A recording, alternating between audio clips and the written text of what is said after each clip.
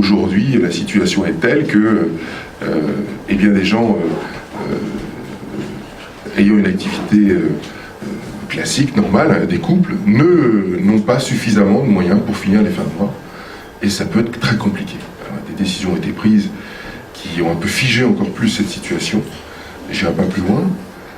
Donc ce secteur pourrait venir en aide face à ces couples en difficulté. Alors, je ne veux pas vous rappeler les chiffres d'hier soir, malheureusement, mais dans ces temps de grande difficulté, eh bien, un citoyen tel que je suis, en toute modestie, un parlementaire que je suis devenu et redevenu, se doit d'être ici pour vous soutenir.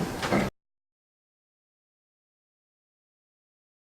C'est un des remèdes anti-crise, c'est très clair, et le statut VDI, c'est grâce au statut VDI que la France s'est hissée au premier niveau des marchés européens de la vente à domicile. Je trouve ça extraordinaire de penser que ce système de distribution, qui est un système américain, est très libéral. Hein. On peut penser américain très libéral, que ça va être compliqué de venir s'installer en France.